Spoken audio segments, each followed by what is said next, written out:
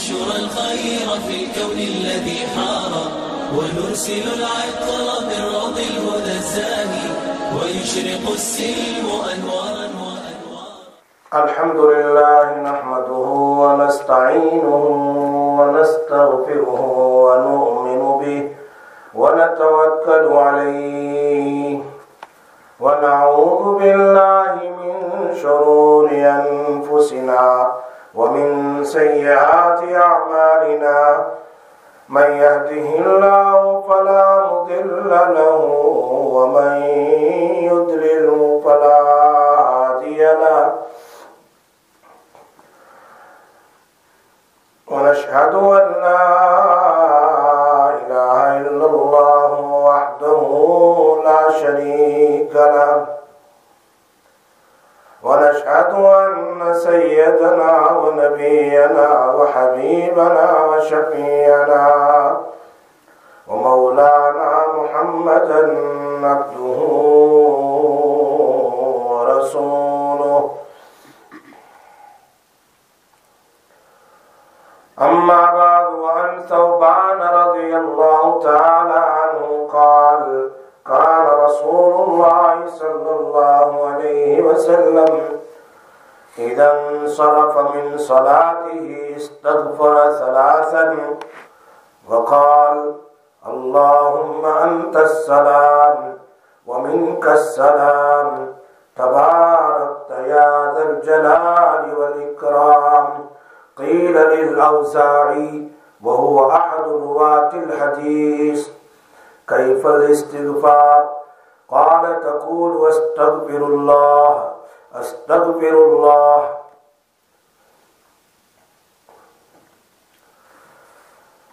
صدق الله العلي العظيم وصدق رسوله النبي الأمي الحبيب الكريم ونحن على ذلك لمن الشاهدين والشاکرین والحمد للہ رب العالمین.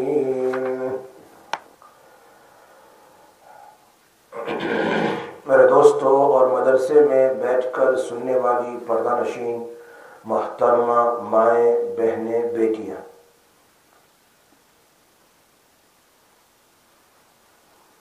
لاسٹ ویک ویڈنسڈے ہم دعا کے اوپر بات کر رہے تھے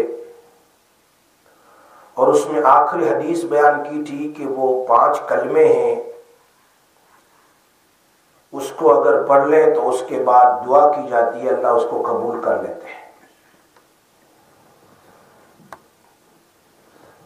اور وہ الحمدللہ آپ لوگوں نے سن لیا تھا، اور واٹس ایپ کے ذریعے سے ہمارے اقبال بھائی، ان کے بیٹے طیب نے اور ان کی بیٹی نے الحمدللہ انگلش میں لکھ کر بہت سارے، میں سمجھتا ہوں دنیا میں کئی کونے میں، انڈیا میں، ساؤتھ افریقہ میں، دبئی میں، کینیڈا میں، امریکہ میں، بہت ساری جگہ یہ وظیفہ پورے یو کے میں پہنچا الحمدللہ.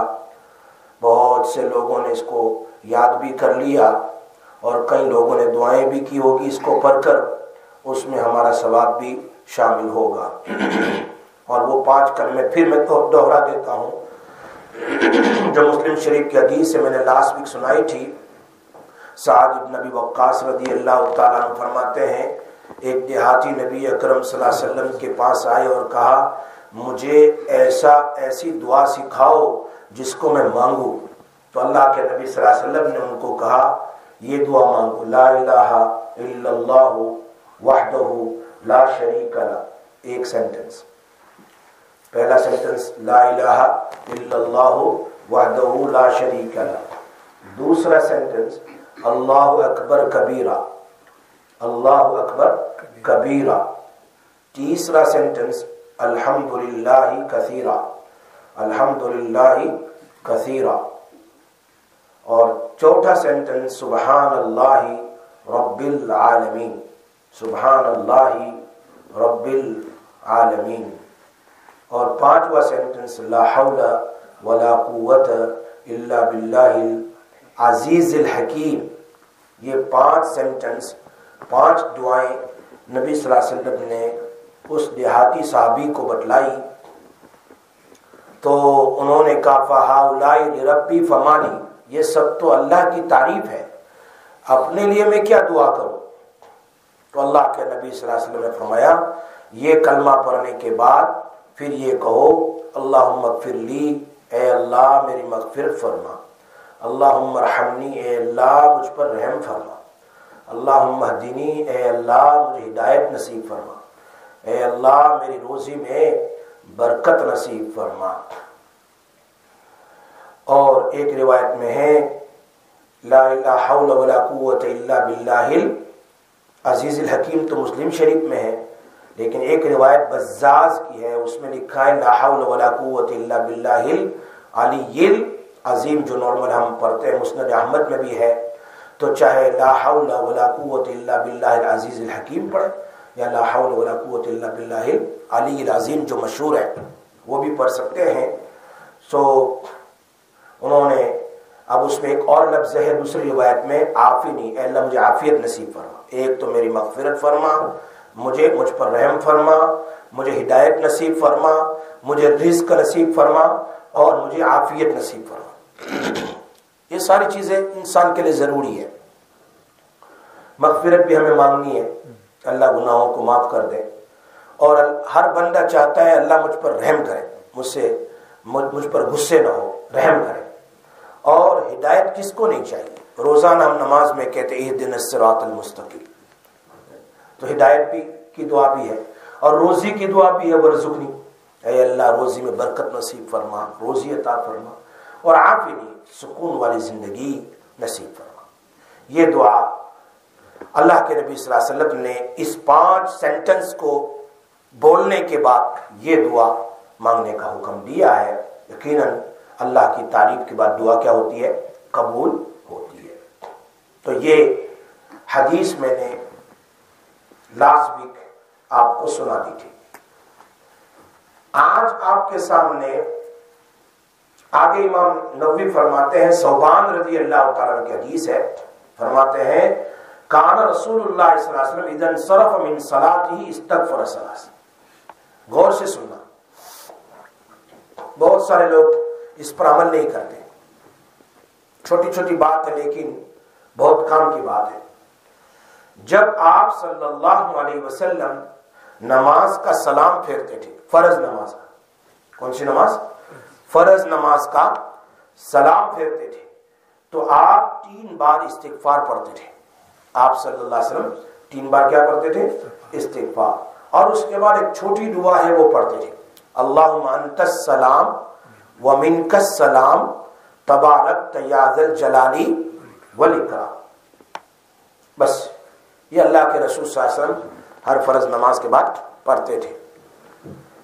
امام اوزاعی رحمۃ اللہ علیہ سے پوچھا گیا، جو حدیث کے بہت بڑے راوی ہے، کہ استغفار اللہ کے نبی نے کہا کہ استغفار کرتے تھے آپ صلی اللہ علیہ وسلم 3 بار، وہ کون سا استغفار؟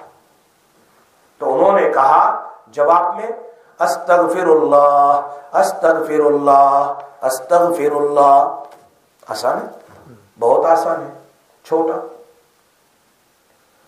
آپ صلی اللہ علیہ وسلم کی یہ عادت شریفہ تھی، جب بھی آپ نماز سے فارغ ہوتے تو 3 مرتبہ استغفار کرتے۔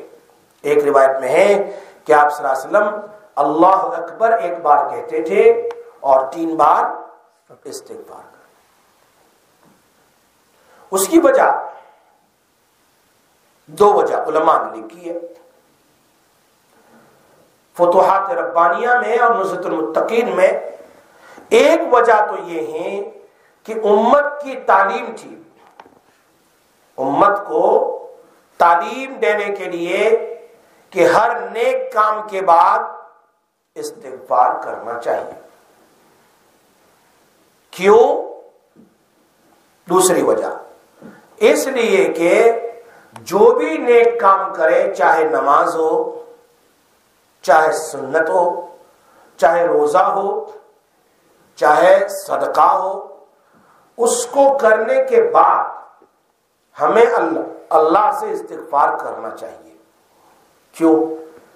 اس لیے کہ جیسی نماز تو چاہتا ہے ویسی نماز میں پڑھ نہیں سکا۔ اللہ اکبر، تیری ذات بہت بڑی ہے، تیری شان بہت بڑی ہے، ایسی نماز میں پڑھ نہیں سکتا۔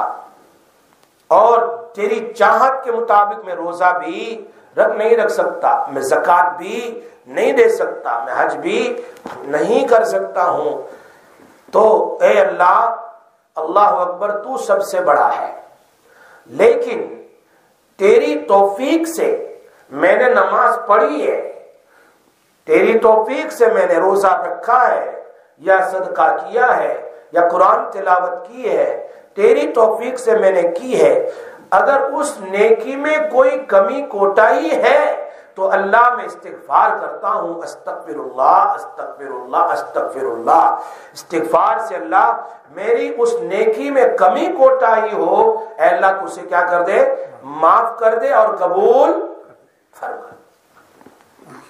آگے بات سمجھ، اس لیے اللہ کے رسول صلی اللہ علیہ وسلم جیسے استغفار کر رہے ہیں امت کی تعلیم کے لیے، ان کو تو ضرورت نہیں تھی۔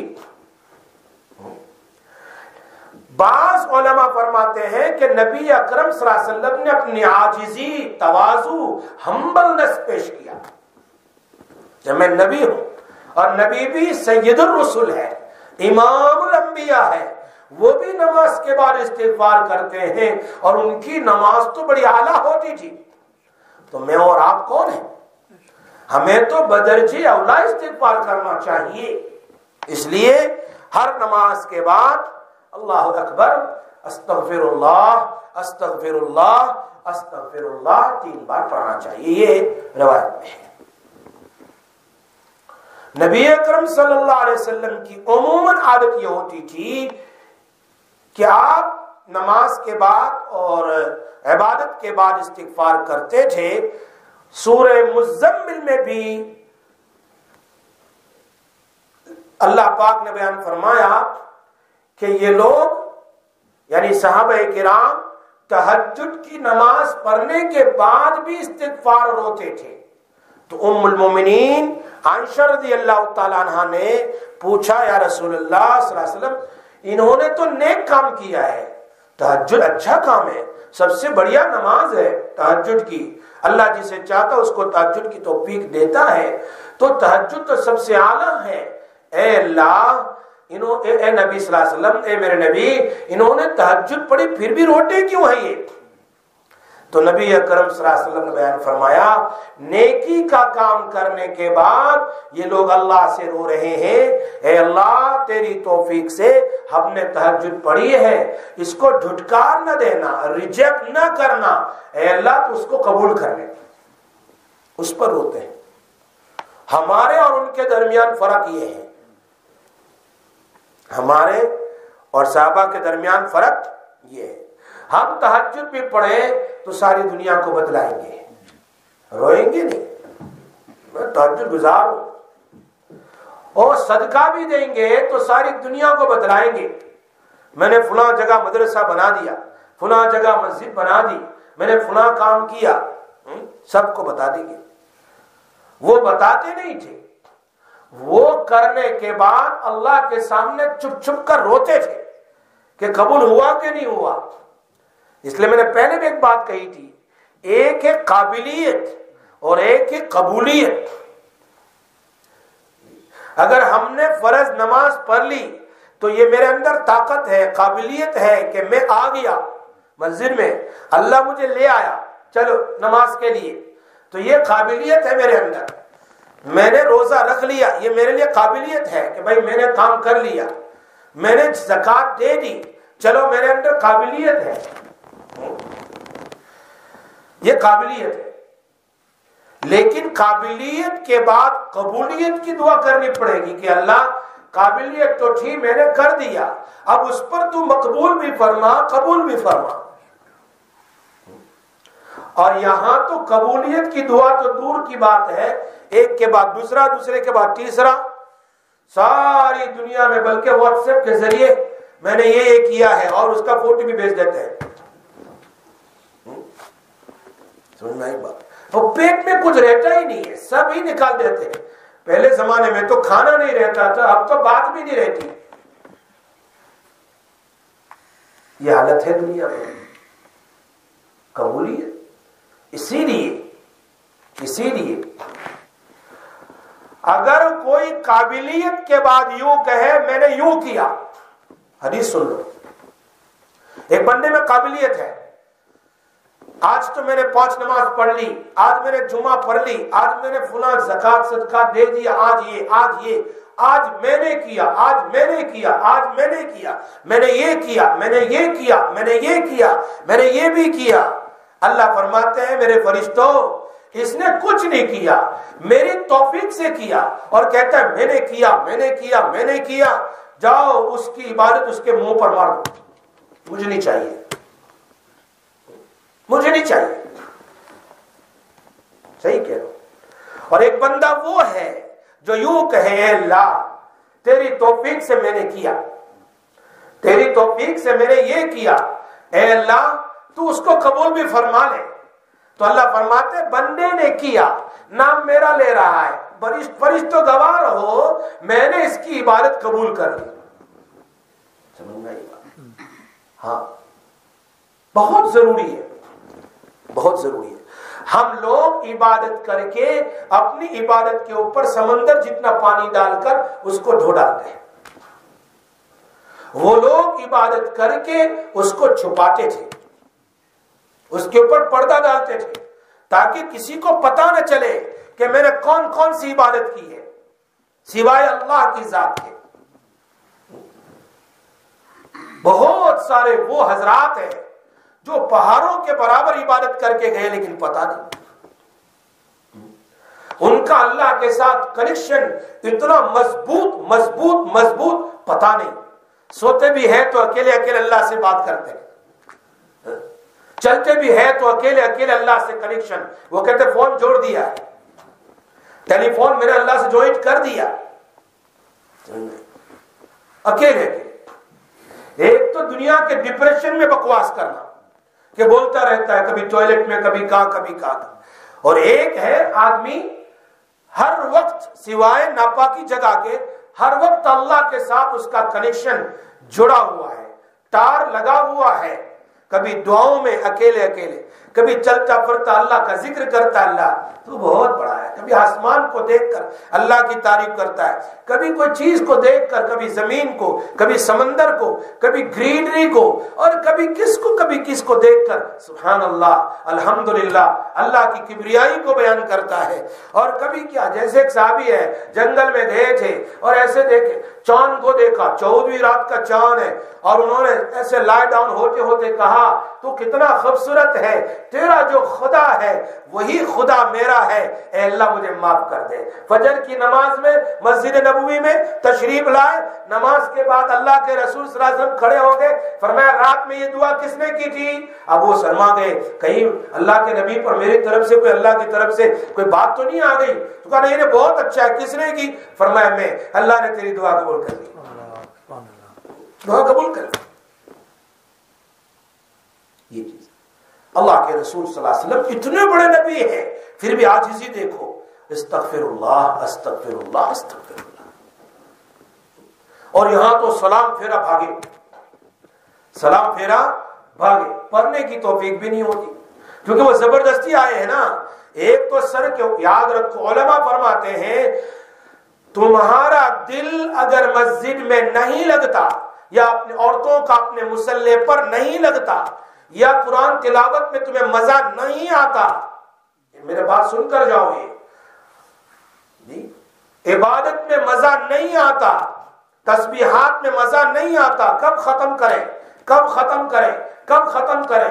تھوڑا پڑھا نہیں پڑھا چھوڑ دیا، بوجھ سمجھ کر رہا ہے کہ بھئی تو نماز تو پڑھنی ہے، اللہ کو جواب دینا ہے، ایک الگ چیز ہے، وہ تو ایک فرض ادا کر رہا ہے، اور ایک کہ اللہ کو راضی کرنے کے لیے وہ دیر تک اللہ کے سامنے بیٹھا ہوا ہے، کبھی قرآن کھول دیا، بند کرنے کا نام نہیں لے رہا ہے، کبھی تسبیحات پڑھتا ہے، پڑھتا رہتا ہے، اس کو مزہ آ رہا ہے۔ تو جو آدمی جس کو مزہ نہیں آ رہا ہے عبادت کے اندر، وہ اس بات کو سمجھ لے کہ اس کے دل میں گناہوں کی کالائی پر، یعنی اس کا دل گناہوں کی وجہ سے کالا ہے، اس کی وجہ سے اس کو عبادت میں مزہ نہیں آ رہا ہے، اس کو کثرت سے استغفار کرنا چاہیے۔ یہ علماء فرماتے ہیں، آئی بات سمجھ لیں۔ اللہ کے نبی صلی اللہ علیہ وسلم یہ دعا کیا کرتے تھے، دعا تو کرنی ہے نا. اس دعا میں ایک لفظ ہے اللہم انت السلام ومنک السلام تبارکت یا ذل جلالی والاکرام. یہ یا ذل جلالی والاکرام ہے، یہ اسم اعظم ہے. یہ اسم اعظم ہے. اس دعا کا کیا مطلب ہے؟ میں بھی اسم اعظم پر آتا ہوں. اس دعا کا کیا مطلب ہے؟ بہت جامع دعا ہے، سب کچھ اس میں آ گیا، سب کچھ. ایک جامع دعا. حضرت انس فرماتے ہیں رضی اللہ تعالی عنہ، نبی صلی اللہ علیہ وسلم کتنی ہی دعا کرے لیکن ہر دعا کے اخیر میں ایک دعا ضرور کرتے تھے. جب بھی دعا کرتے تھے دعا کے اخیر میں ایک دعا کیا ہے؟ ضرور. جس کو اللہ نے قرآن میں بیان فرمایا ہے، بہت آسان ہے. اور دعا کون سی ہے؟ ربنا آتنا فی الدنیا حسنہ وفی الآخرۃ حسنہ وقنا عذاب النار. یہ ایسی دعا ہے کہ اس میں دنیا کا سب کچھ آ گیا، آخرت کا سب کچھ آ گیا، اور جہنم کے اور ہر قسم کے عذاب سے بچنا آ گیا. جیسے مفسرین لکھتے ہیں ربنا آتنا فی الدنیا حسنہ، اے اللہ میری دنیا بہترین بنا دے. مفسرین نے بیان فرمایا اس کا ایک مطلب گنتے جا، اس کا ایک مطلب یا اللہ میری دنیا عفو و عافیت والی یعنی سکون والی، اور کبھی کوئی گناہ ہو جائے تو معاف کر دینا، ایسی بنا دے. یہ ایک ترجمہ ہو گیا آتینا فی الدنیا حسنہ کا. نمبر 2، یا اللہ دنیا میں میری زندگی ایسے گزار دے کہ میں کسی کا محتاج نہ بنوں، مرتے دم تک کسی کا محتاج نہ بنوں، نہ اولاد کا، نہ رشتہ داروں کا، نہ کسی شاگردوں کا، نہ کسی مریدوں کا، نہ کسی کا، مرتے دم تک. اے اللہ میری زندگی ایسی بنا دے. کہو آمین. اللہ ہماری زندگی کو محتاج کی بغیر والی بنائے، صرف اللہ کے محتاج اور کسی کے محتاج نہ ہو. تیسرا میننگ، اے اللہ میری اولاد کو نیک بنا دے. ربنا آتنا فی الدنیا حسنہ. اے اللہ میری اولاد کو یعنی مجھے اور میری اولاد کو صالحین نیک لوگوں میں سے بنا دے. چوتھا میننگ اس کا ہے ربنا آتنا فی الدنیا حسنہ، یا اللہ ہر وقت نیک اعمال کرنے والوں میں سے بنا، برے اعمال سے ہماری حفاظت فرما. ربنا آتنا فی الدنیا حسنہ. پانچواں میننگ یہ ہے اللہ تبارک و تعالی علم عطا فرما اور اس علم پر عمل کی توفیق عطا فرما. چھوٹا موٹا جو بھی علم ہو، علم عطا فرما اور اس پر عمل کی توفیق عطا فرما. چھٹا میننگ یہ ہے ربنا آتنا فی الدنیا حسنہ، اے اللہ مخلوق میں مجھے رسپیکٹ اور عزت نصیب فرما، یعنی ذلت سے میری حفاظت فرما. یہ اور ساتواں مطلب یہ ہے یا اللہ نیک اور صالحین کی صحبت نصیب فرما. اللہ والوں کی مجلسوں میں اور نیک لوگوں کی آنکھوں میں مجھے محبوب بنا، نیک لوگوں کی آنکھوں میں مجھے محبوب بنا. اور آٹھواں میننگ یہ ہے اے اللہ دشمنوں کے مقابلے میں میری مدد فرما، دشمنوں کے مقابلے میں میری مدد فرما. اور نواں میننگ یہ ہے اے اللہ تیری کتاب اور تیرے نبی کی بات کو سمجھنے کی توفیق عطا فرما، قرآن کریم کو اور اسی طریقے سے تیرے نبی کی بات کو میں سمجھ جاؤں، جہاں کہیں بھی ہو یہ کیا ہو رہا ہے، بیان ہو رہا ہے، میں اس کو سمجھ جاؤں، ایسی توفیق عطا فرما. اور اس سے زیادہ اور بھی میننگ ہے ربنا آتنا فی الدنیا حسنہ میں. سب سے بڑیا میننگ اے اللہ ربنا آتنا فی الدنیا حسنہ، مجھے میری بیوی کو میری آل اولاد کو اعمال صالحہ اور ایمان پر مرتے دم تک باقی رکھنا، اور جب موت آئے تو ہم سب کو ایمان پر موت دینا. یہ ہے ربنا آتنا فی الدنیا حسنہ. بات سمجھ کے اندر یہ وفی الآخرۃ حسنہ، قبر کے عذاب سے، منکر نکیر کے سوال کا جواب دینا آسان فرما، حساب یسیر نصیب فرما، اور قیامت کے ہولناک اور خطرناک وقت اور گرمی اور سختی اور تیرے غضب سے میری حفاظت کرنا، حساب نہ لینا، نبی صلی اللہ علیہ وسلم کے مبارک ہاتھوں سے حوض کوثر کا پانی نصیب کر دینا، اور عرش کے سائے میں جگہ نصیب کر دینا، اور پل صراط پر بجلی کی طرح گزر جاؤں ایسا گزرنا، اور جنت میں جانا نصیب کر دینا. وفی الآخرۃ حسنہ وقنا عذاب النار، جہنم کے ہر قسم کے عذاب سے اللہ حفاظت فرما. یہ دعا نبی اکرم صلی اللہ علیہ وسلم مانگتے ہیں. کتنے ہوں گے ہم میں سے جنہوں نے کئی دنوں سے نہیں مانگی ہوگی ربنا آتنا فی الدنیا حسنہ؟ ارے ساری دعا نہ بھی مانگ سکے، کم سے کم یہ دعا تو مانگی لے.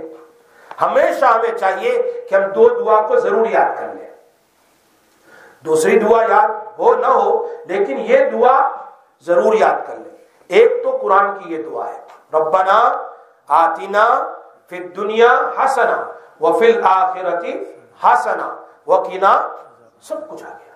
دوسری دعا اللہم انی اسألک من خیر ما سألک، اپنی زبان میں بھی کہہ سکتے ہیں، عربی میں بھی کہہ سکتے ہیں.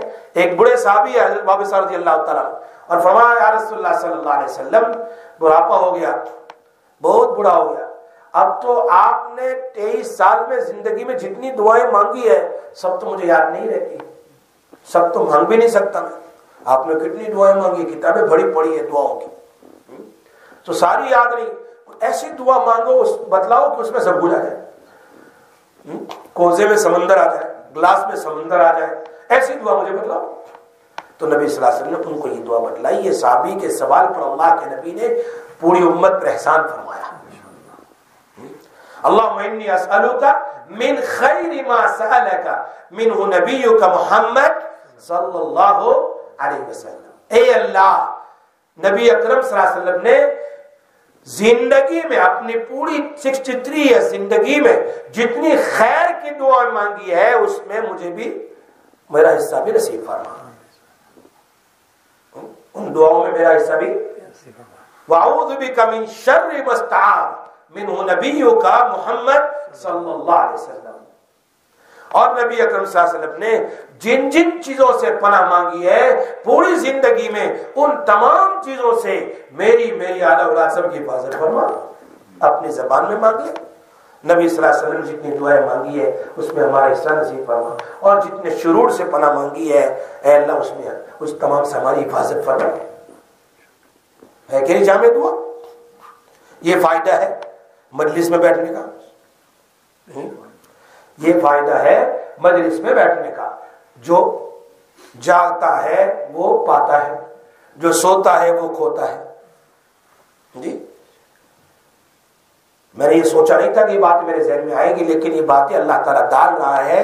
آپ مجلس کی برکت سے بھی بہت ساری باتیں اللہ تعالیٰ ذہن میں ڈال دیتا ہے، تو اس حساب سے اللہ تعالیٰ اس کو عام کرتا ہے.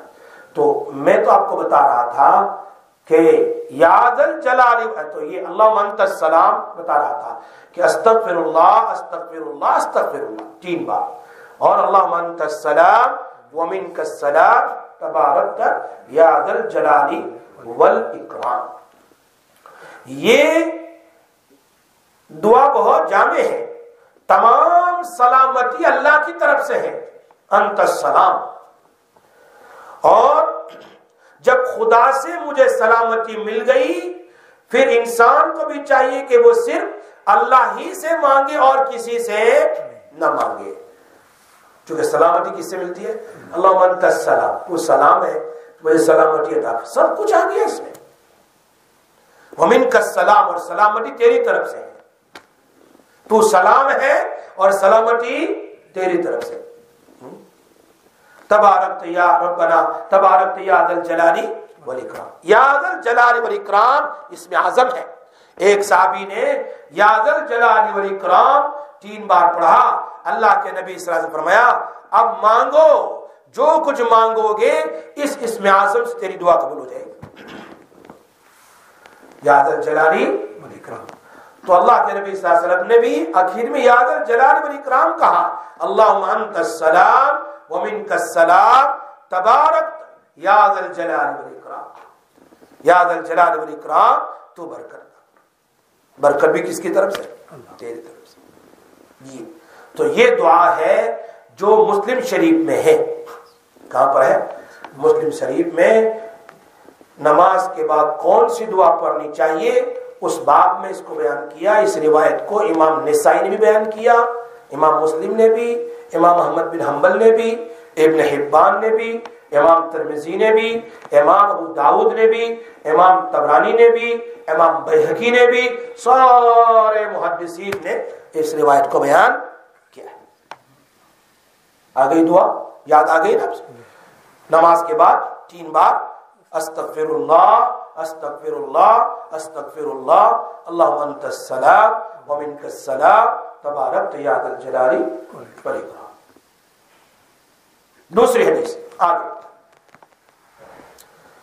وعن المغيرة بن الشعبة رضي الله تعالى عنه أن رسول الله صلى الله عليه وسلم كان إذا فرغ من الصلاة وسلم قال لا إله إلا الله وحده لا شريك له له الملك وله الحمد وهو على كل شيء قدير اللهم لا مانع لما أعطيت ولا معطي لما منعت ولا ينفع ذا الجد منك الجد. رواه البخاري ومسلم. ترجمہ. مغیرہ ابن شعبہ رضی اللہ تعالیٰ عنہ فرماتے ہیں نبی اکرم صلی اللہ علیہ وسلم جب نماز سے فارغ ہوتے تھے تو یہ دعا ضرور پڑھا کرتے تھے. یہ دعا بھی پڑھتے تھے. ایک تو استغفر اللہ اللہم انت السلام, اور ایک یہ دعا جی لا الہ الا اللہ وحدہ لا شریک لہ. اب یہ دعا فجر کے بعد اور عصر کے بعد سنت نہیں ہوتی ہے, اس وقت پڑھ لی جائے. فجر کے بعد اور عصر کے بعد لا الہ الا اللہ وحدہ لا شریک لہ لہ الملک ولہ الحمد وہو علی کل. یہ تو سب کو یاد ہے, اور یہ دعا آپ نے ہر وقت مجھ سے سنی ہوگی.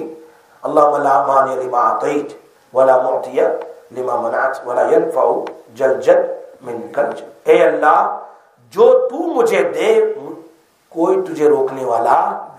اللہم لا مانع لما اعطیت, whatever you give me no one can stop you.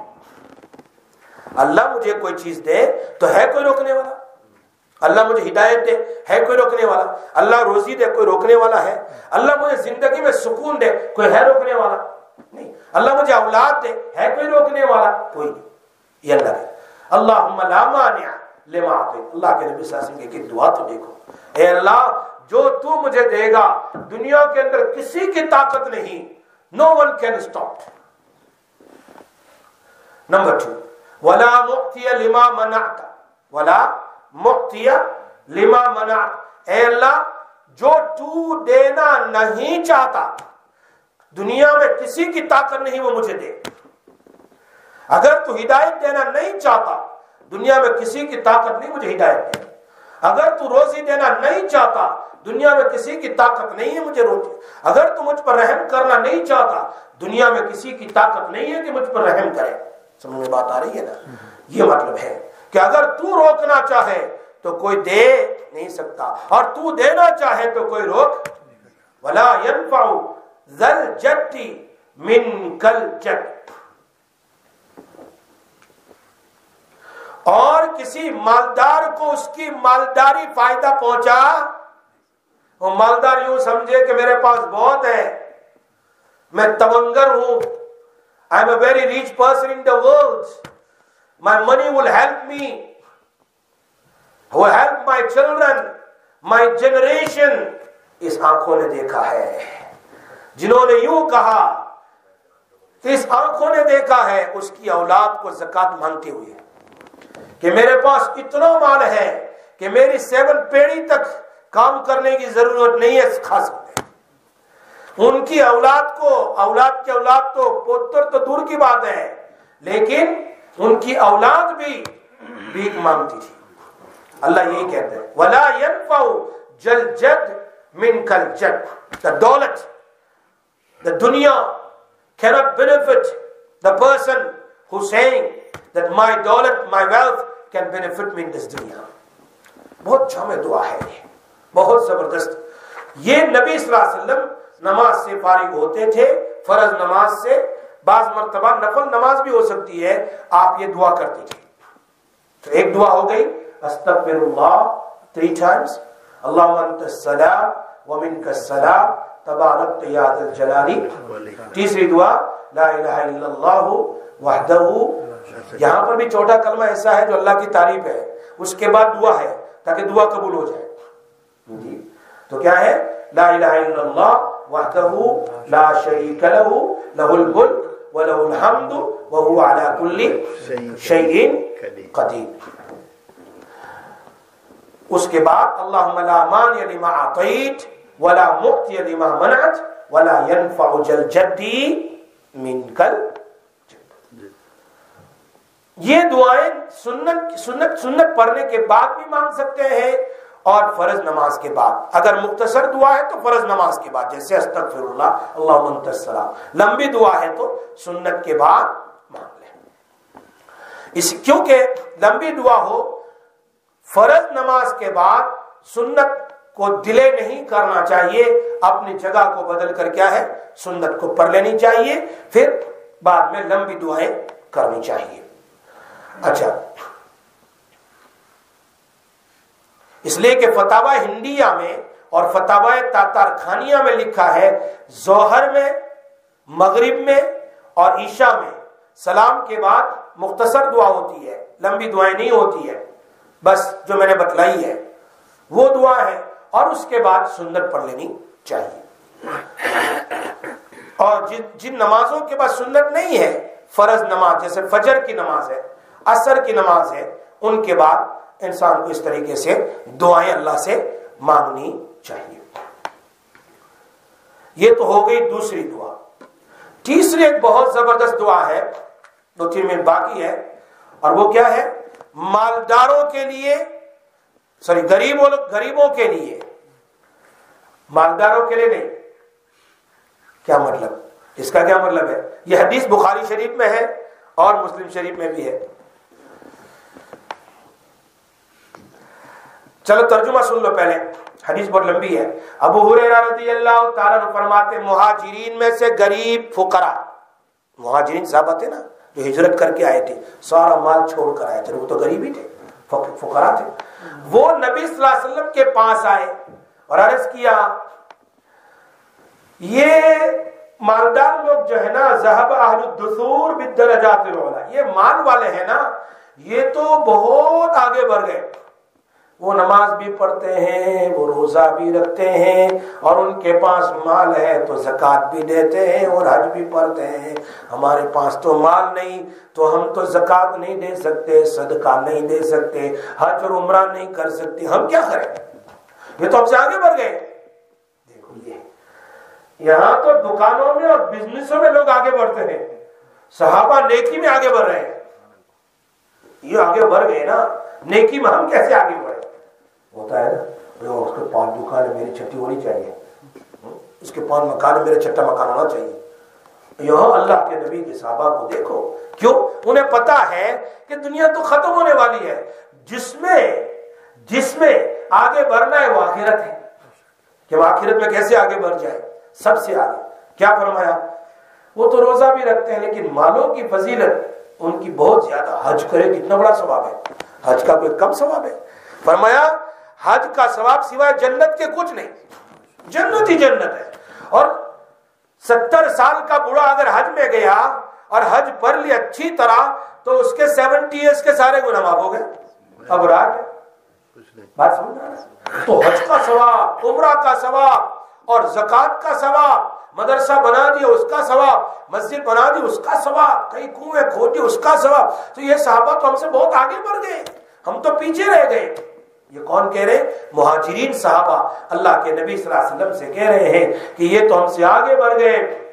جہاد میں بھی جا رہے ہیں، اس لیے ان کے پاس گھوڑے بھی ہے، ہمارے پاس تو ہے بھی نہیں، اونٹ بھی ہے، سامان بھی ہے، سب کچھ ہے، ہمارے پاس تو کچھ نہیں ہے، ہم کیسے جائیں گے؟ دیکھو خیرات بھی نبی صلی اللہ علیہ وسلم فرمایا گھبراؤ نہیں، میں تم کو چپکے سے ایسی چیز بتلاتا ہوں، کیا فرمایا؟ میں تم کو ایسی چیز بتلاؤں کہ تم ان سے بھی ان کے برابر پہنچ جاؤ، یعنی تم پہلوں کے برابر پہنچ جاؤ، بعد والوں سے آگے بڑھ جاؤ. یعنی جو تمہارے ساتھ جن لوگوں نے یہ کیا ہے نا، حج اور عمرہ، زکوٰۃ، صدقہ، اللہ کے راستے میں جانا، ان کے برابر ہو جاؤ گے. اور پیچھے جو لوگ اعلی مالدار، ان سے تو آگے ہی ہے آپ لوگ، تو جو آگے نکل گئے ان کے برابر ہو جاؤ گے سمیلا ثواب میں. اور پیچھے تم سے جو مالدار ابھی دیں گے، حج کریں گے، عمرہ کریں گے، ان سے بھی آپ آگے رہیں گے. کیا بات! بخاری شریف میں ہے، مسلم شریف، آپ نے ارشاد فرمایا وہ کیا ہے؟ اللہ اکبر. ہاں لیکن تم کو جو میں عمل بتاؤں، اگر انہوں نے ویسا کر لیا تو پھر وہ آگے بڑھ جائیں گے. جیسے میں تم کو بتا رہا ہوں، وہ کیا ہے؟ یا رسول اللہ ضرور ضرور بتاؤ بتاؤ بتاؤ. صحابہ کرام کہہ رہے ہیں، یہ حدیث کے الفاظ ہیں، کیا کہہ رہے ہیں؟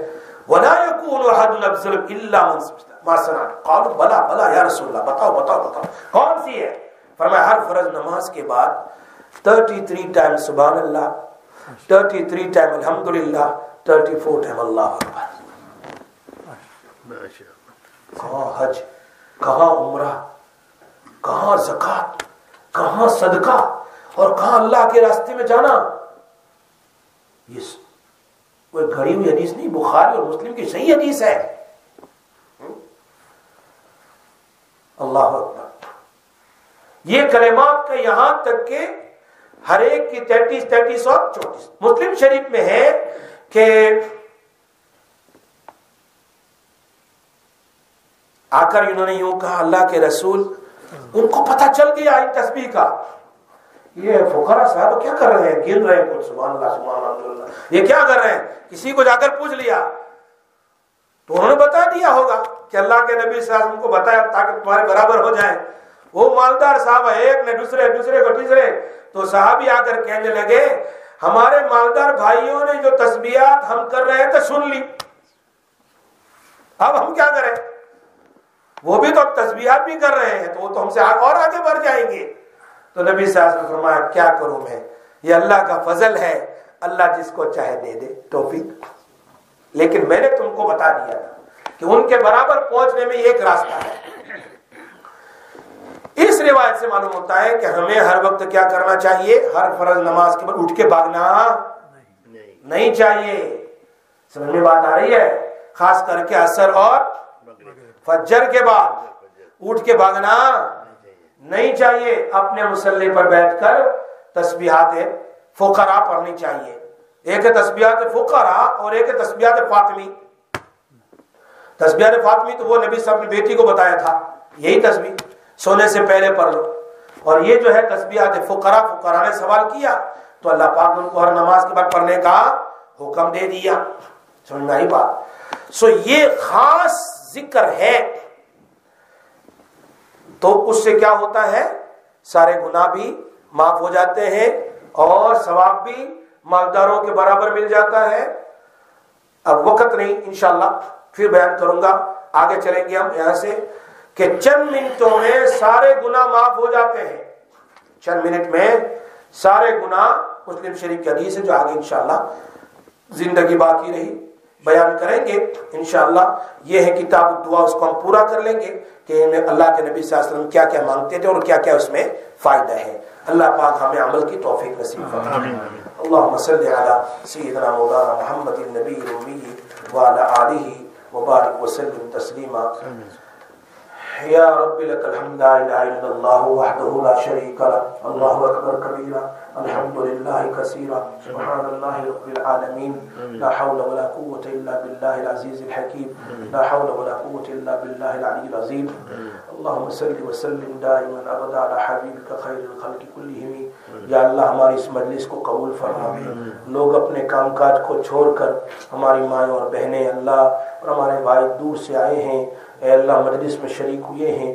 اللہ سب کا آنا قبول فرما، سب کا بیٹھنا قبول فرما، حدیث کی برکات سے ہم سب کو مالا مال فرما، حدیث کی برکت سے ہمیں ہدایت نصیب فرما، حدیث کی برکات سے یا اللہ اور اس مجلس کی برکات سے ہماری پریشانیوں کو دور فرما، اے اللہ ہماری بیماریوں کو دور فرما، حدیث کی برکات اور مجلس کی برکات سے یا اللہ ہمارے گھروں میں سکون نصیب فرما، ہماری زندگیوں میں سکون نصیب فرما، ہمارے اولادوں میں سکون نصیب فرما، اے اللہ حدیث کی برکات اور الہ العالمین اس مجلس کی برکات سے یا اللہ اپنے فضل و کرم سے ہماری اولادوں کو ہماری آنکھوں کی ٹھنڈک بنا، حافظ قرآن بنا، عالم دین بنا، دین کے داعی بنا، ابرار و متقیوں میں سے بنا، ہماری نسلوں میں ابرار و متقی پیدا فرما، اولیاء پیدا فرما، الہ العالمین یا رحم الراحمین یا کرم الاکرمین حلال روزی نصیب فرما، حلال روزی نصیب فرما، اے اللہ مرتے دم تک ایمان پر قائم دائم فرما، یا اللہ مرتے دم تک ایمان پر قائم دائم فرما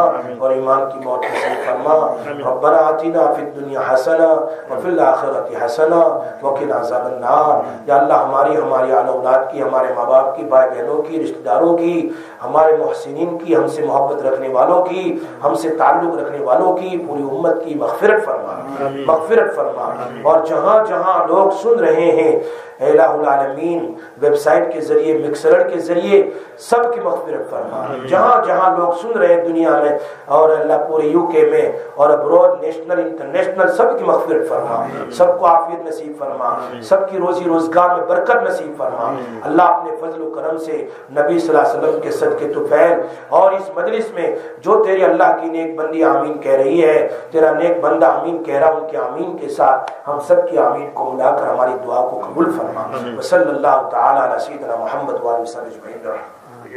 آمین یا رب العالمین۔